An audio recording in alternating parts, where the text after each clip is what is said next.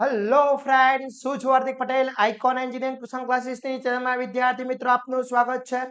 Diploma semester 2 all બ્રાન્ચની અંદર જે સબ્જેક્ટ આવે છે એન્વાયરમેન્ટ એન્ડ સસ્ટેનેબિલિટી, તો એન્વાયરમેન્ટના આજે આપણે સુપર 40 જે ક્વેશ્ચન્સ છે એની આજે આપણે ચર્ચા કરવાના છે. આ જે સુપર 40 ક્વેશ્ચન તમે તૈયાર કરીને જાઓ છો તો જીટીયુ નું પેપર આખું એમાંથી જ આવવાનું છે વિદ્યાર્થી મિત્રો. તો ચેનલ ઉપર નવા હોય તો ચેનલને સબસ્ક્રાઇબ કરી દેશો, બેલ આઇકોન ઓન કરી દો જેથી નવા વિડીયો આવે તરત જ નોટિફિકેશન આવી જશે. વિદ્યાર્થી મિત્રો, વાત કરીએ સુપર 40 જે ક્વેશ્ચન છે, ક્વેશ્ચન્સના આન્સર ગુજરાતી અને ઇંગ્લિશ બંને મીડિયમમાં આપણા કોર્સની અંદર આખી પીડીએફ અપલોડ કરી દેવામાં આવી છે. તો અહીંયા જેટલા બી સુપર 40 ક્વેશ્ચન છે બધા જ ક્વેશ્ચનના વિથ આન્સર આપણા કોર્સની અંદર ઇન્ક્લુડ છે. તો ફટાફટ કોર્સ પરચેસ કરી લેશો અને તૈયારી સ્ટાર્ટ કરી લેશો જેથી કોઈ બી ટાઈપનો ક્વેશ્ચન આવે તો તમને પ્રોબ્લેમ ના થાય અને સારા એવા માર્ક્સ મેળવી શકો. પ્લસ આપણું એક વોટ્સએપ ગ્રુપ બનાવેલું છે, જો હજી સુધી તમે એમાં જોઈન નથી થયા તો ફટાફટ જોઈન થઈ જશો.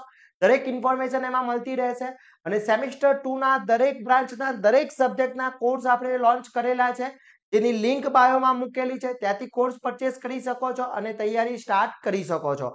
હવે વાત કરીએ સુપર 40 એવા કયા કયા ક્વેશ્ચન્સ તૈયાર કરવા જોઈએ જેથી જીટીયુમાં સારામાં સારા માર્ક્સ મેળવી શકાય. ઓકે, તો એ સુપર 40 જે ક્વેશ્ચન છે બધા જ ક્વેશ્ચન આપણે વન બાય વન અહીંયા સમજવાના છીએ અને 40 ક્વેશ્ચન્સ તમે પરફેક્ટલી તૈયાર કરીને જશો તો જીટીયુ ના પેપરમાં કોઈ જ પ્રોબ્લેમ નહીં થાય, ઈઝી પાસ થઈ જશો. જોડે જોડે સારા એવા માર્ક્સ બી આવી જશે. ઓકે, તો વાત કરીએ વન બાય વન કયા કયા ક્વેશ્ચન્સ છે.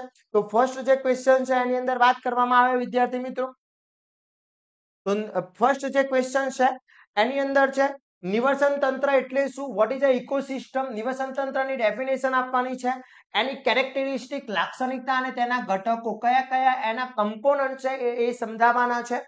વિદ્યાર્થી મિત્રો, અહીંયા જેટલા બી ક્વેશ્ચન હું તમને બતાવું છું બધા જ ક્વેશ્ચન પરફેક્ટલી તૈયાર કરીને જજો. જીટીયુમાં કોઈ જ પેપરમાં તકલીફ નહીં પડે એ મારી ગેરંટી છે અને આ બધા જ ક્વેશ્ચનના આન્સર ગુજરાતી અને ઇંગ્લિશ બંને મીડિયમ માટે બંને અલગ અલગ પીડીએફ આપણા કોર્સની અંદર ઇન્ક્લુડ છે, તો ત્યાંથી તમે પરચેસ કરીને તૈયારી કરી શકો છો. એની લિંક બી બાયોમાં મૂકેલી છે. નિવસન તંત્રનું વર્ગીકરણ કરો, ક્લાસિફિકેશન. ઓકે, પછી પોષણ કરી, food chain, most and very most IMP છે. પછી એક્સપ્લેન ધ ફૂડ વેબ જે ક્વેશ્ચન છે એ વેરી મોસ્ટ ઇમ્પોર્ટન્ટ. પછી ઇકોસિસ્ટમ પિરામિડ જે છે, નિવસન તંત્ર પિરામિડ સમજાવો, આકૃતિ દોરીને સમજાવવાનું રહેશે. પછી અહીંયા જે ચક્ર આપેલા છે એમાંથી કોઈ એની ટુ તમારા ચક્રો 110% પેપરમાં આવશે. જલીય ચક્ર, કાર્બન ચક્ર, નાઇટ્રોજન ચક્ર અને ઓક્સિજન ચક્ર. એમાં જલીય અને કાર્બન ચક્ર સૌથી ઇમ્પોર્ટન્ટ છે, ખાસ કરી લેજો. આ જેટલા બી સાયકલ્સ છે બધી સાયકલ 4 સાયકલ મેં આપી છે, એમાંથી કોઈ બી ટુ સાયકલ તમારા પેપરમાં આવી જશે. ઓકે, એની ફિગર પરફેક્ટલી દોરવાની છે. ફિગર બી આપણા નોટ્સની અંદર ઇન્ક્લુડ છે, ત્યાંથી તમે કોર્સ પરચેસ તૈયાર કરવા માટે કોર્સ પરચેસ કરીને જોઈ શકો છો. એની અંદર જે ફિગર આપી છે ફિગર પરફેક્ટલી દોરવાની છે. 7 માર્ક્સની અંદર બી 4 માર્ક્સની અંદર બી આ ક્વેશ્ચન પૂછાઈ શકે છે. આની પેપર સ્ટાઇલ મેં તમને સમજાવી હતી યસની. ક્વેશ્ચન નંબર 1 ની અંદર એમસીક્યુ આવવાના છે અને આ જે એમસીક્યુ છે એની પીડીએફ આપણા કોર્સની અંદર ઇન્ક્લુડ છે. ક્વેશ્ચન નંબર 2 જે હશે એમાં એની અંદર 1 2 અને 3 એમાંથી એની 2 તમારે લખવાના હશે. એ જ રીતના બી માં બી 1 2 3 એની 2 લખવાના હશે. એ ક્વેશ્ચન 3 માં બી, ક્વેશ્ચન 4, ક્વેશ્ચન 5 આમાં સેમ પેટર્ન છે આ રીતના. તો આ તમારી એન્વાયરમેન્ટની પેટર્ન છે, સમજી લેજો. 3 અને 4 માર્ક્સના જ ક્વેશ્ચન આવવાના છે. એના પછી વાત કરીએ પ્રદૂષણ અને પ્રદૂષક શું છે, પ્રદૂષણના પ્રકાર, ટાઇપ્સ ઓફ પોલ્યુશન. ઓકે, પર્યાવરણ પર પ્રદૂષણની અસરો સમજો અને તેના ગેરફાયદા જણાવો. શું ઇફેક્ટ થતી હોય છે, કોઈ બી પ્રદૂષણ હોય એનાથી શું ઇફેક્ટ થતી હોય છે એ તમારે સમજાવવાનું છે અને એનાથી શું શું ગેરફાયદા છે, ડિસએડવાન્ટેજીસ શું છે એ તમારે સમજાવવાનું છે. એના પછી હવાના પ્રદૂષણ સમજાવો અને તેની અસરો સમજાવો. સ્પેસિફિકેશન એર પોલ્યુશન પૂછ્યું છે, તો એર પોલ્યુશનની ઇફેક્ટ શું છે, એર પોલ્યુશન પર ટૂંકમાં બી પૂછી શકે છે અને એની ઇફેક્ટ છે. હવાના પ્રદૂષણ ઉત્પન્ન થવાના સ્ત્રોત જે સોર્સિસ છે એ કયા કયા છે, ક્યાંથી હવાના પ્રદૂષણ ઉત્પન્ન થતા હોય છે વિદ્યાર્થી મિત્રો એ તમારે સમજાવવાનું છે. જોડે જોડે નિયંત્રણ કરવા માટેના સાધનોની યાદી લખી કોઈ એક સમજા, એમાં જે યુઝ થતા જે કંટ્રોલના ઇન્સ્ટ્રુમેન્ટ છે, કંટ્રોલ ઇન્સ્ટ્રુમેન્ટ છે એ 5 ટાઈપના કંટ્રોલ ઇન્સ્ટ્રુમેન્ટ છે, તો એની સ્પેસિફિકેશન લિસ્ટ આપવાનું છે અને કોઈ બી મેં કીધું છે પણ ત્યાં તમને સ્પેસિફાઈ બી પૂછી શકે છે, એટલે ખાસ તૈયાર કરી લેજો વિદ્યાર્થી મિત્રો. પાણીના પ્રદૂષણ થવાના કારણો શું છે, વોટર પોલ્યુશન કેમ થતું હોય છે, પાણીના પ્રદૂષણની અસર જણાવો અને નિયંત્રણ કરવાની રીતો, એને કઈ રીતના કંટ્રોલ કરી શકાય છે એ તમારે સમજાવવાનું છે. ઓકે, એના પછી વાત કરીએ ગંદા પાણીના શુદ્ધિકરણનો પ્લાન્ટની આકૃતિ સાથે સમજાવો. જે વોટર ટ્રીટમેન્ટ પ્લાન્ટ છે એની ફિગર દોરવાની છે અને વિથ આન્સર આપવાના છે. તો એ ફિગર બી આપણા અંદર મૂકેલી છે નોટ્સની અંદર વિદ્યાર્થી મિત્રો.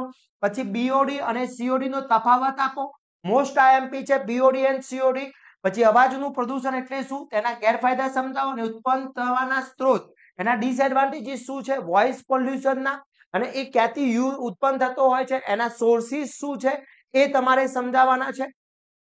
વિદ્યાર્થી મિત્રો પેપર થોડું લેન્ધી હશે કારણ કે બધા જ થિયરિકલ છે અને 3 અને 4 માર્ક્સની અંદર ક્વેશ્ચન પૂછાય એટલે તમારે પોઈન્ટ વાઇઝ લખવાના રહેશે, ખાસ સમજી લેજો.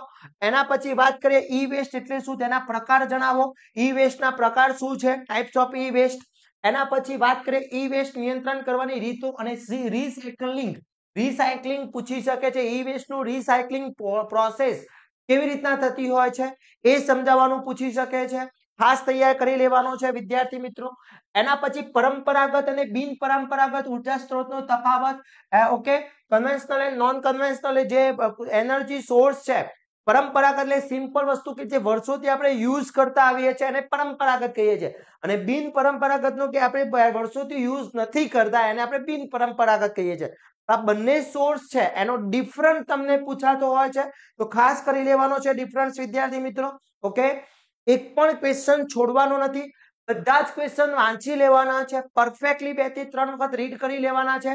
એની ફિગર જે આપવામાં આવે ફિગરો પરફેક્ટલી કરી લેજો, કારણ કે ફિગર પરફેક્ટ દોરવી પડશે. એના જે નામ નિર્દેશન છે એ ખાસ દોરવાના છે. બાકી તમે એક થિયરીની અંદર તમે એકવાર સમજી લો છો, કોન્સેપ્ટ આખો ક્લિયર કરી લો છો અને પછી પોઈન્ટ વાઇઝ તમે તમારી રીતના લખ્યો. ટેકનિકલ ભાષામાં લખવાનું છે, આપણી સાદી ભાષામાં નથી લખવાનું. ટેકનિકલ લેંગ્વેજમાં તમે લખો છો તો તમને કોઈ જ પ્રોબ્લેમ નહીં થાય. ઓકે, ઘણા બધા વિદ્યાર્થી મિત્રોના મેસેજ આવતા હોય છે કે સર શું બુકની અંદર જે આપ્યું છે એ છાપવું જરૂરી છે? ના, એને ટોપિક તમારે એક્સપ્લેન કરવા પડે. જે બી ટોપિક કીધા છે ટોપિક તમારે કમ્પલસરી એક્સપ્લેન કરવા પડે. ઓકે, પછી સોલર ઉર્જા શું છે, તેના ફાયદા ગેરફાયદા, એડવાન્ટેજીસ એન્ડ ડિસએડવાન્ટેજીસ. અને આની અંદર તમને ઘણી વખત ક્વેશ્ચન્સ મેં અહીંયા મૂક્યો નથી પણ ક્વેશ્ચન ટ્વિસ્ટ કરી દેવામાં આવે વિદ્યાર્થી મિત્રો, કે different between solar energy and wind energy. સૌર ઉર્જા અને પવન ઉર્જાનો તફાવત આપો. બુકમાં કોઈ જગ્યાએ નથી પણ એ વસ્તુ કોમન સેન્સ છે કે આપણે સોલર ઉર્જા આવડે છે, પવન ઉર્જાનું આવડે છે, તો સોલર ઉર્જાની વાત કરવામાં આવે તો સોલર ઉર્જા જે છે એ દિવસ દરમિયાન મળતી હોય છે, પેલી રાત્રિ અને દિવસ બંને દિવસે મળતું હોય છે. સોલર ઉર્જા કોઈ બી જગ્યાએ તમને પ્રોવાઈડ થઈ શકે છે, જ્યારે પવન ઉર્જા સ્પેસિફાઈ જગ્યાએ. આપણા ઘરે પવન તો આવતો હોય પણ કન્ટિન્યુઅસ જે પવન ચક્કી વિન્ડ ટર્બાઇન ઉભા કરવા છે તો એના માટે જે એવરેજ સ્પીડ જોઈએ એ સ્પીડ હોવા જરૂરી છે. આ રીતના તમે એનો ડિફરન્સ બી લખી શકો છો. ક્લિયર? પછી સોલર સેલ મોસ્ટ આઈએમપી છે. સોલર સેલ એની આકૃતિ ખાસ કરી લેવાની છે.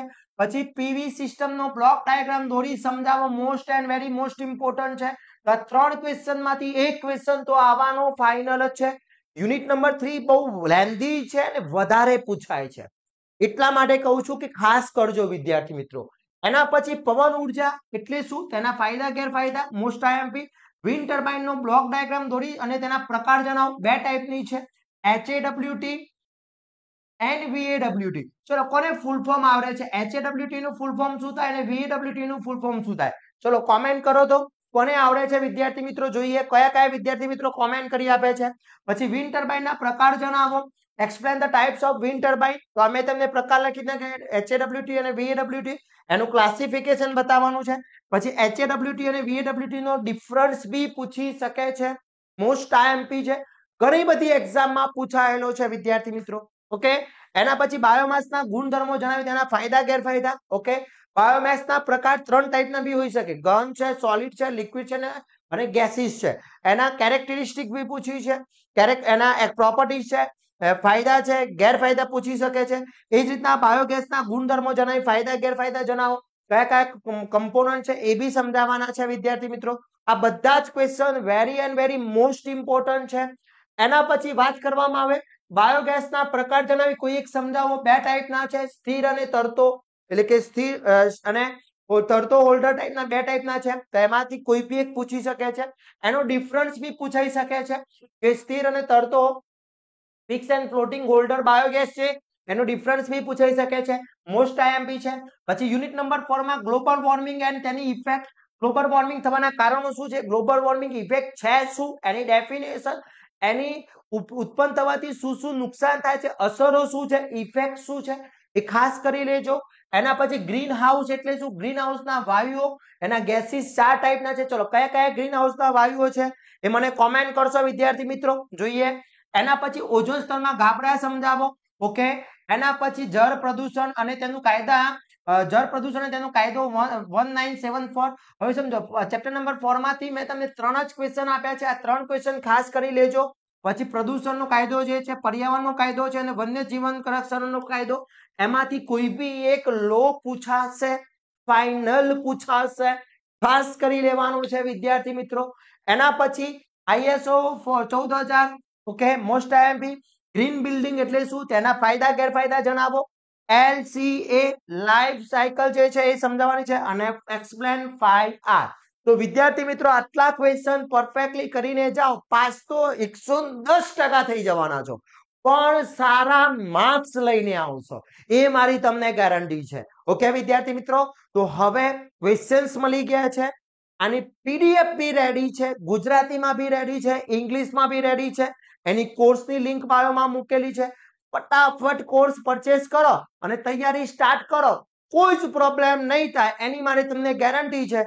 તમારા ફ્રેન્ડને આ વિડીયો ફટાફટ મોકલી દો, કારણ કે આપણા ફ્રેન્ડને બી પાસ કરાવવાનો છે, એને બી સારા માર્ક્સ લાવવાના છે. તો ફટાફટ વિડીયો મોકલી દેશો. અને વિદ્યાર્થી મિત્રો ચેનલ ઉપર નવા હોય તો ચેનલ સબસ્ક્રાઇબ કરવાનું ભૂલશો નહીં, બેલ આઇકોન ઓન કરી દો. અને જો વિડીયો તમને બહુ ગમ્યો હોય તો લાઈક કરી દેશો. અને હજી સુધી તમે અમારા વોટ્સએપ ગ્રુપમાં જોઈન નથી થયા તો ફટાફટ વોટ્સએપ ગ્રુપમાં જોઈન થઈ જશો, જેની લિંક બાયોમાં મૂકેલી છે, ત્યાંથી જોઈન થઈ શકો છો. અને આવા જ નવા વિડીયો સાથે નવા દિવસે મળીશું. ત્યાં સુધી વિદ્યાર્થી મિત્રો મને રજા આપશો. જય હિન્દ, જય ભારત.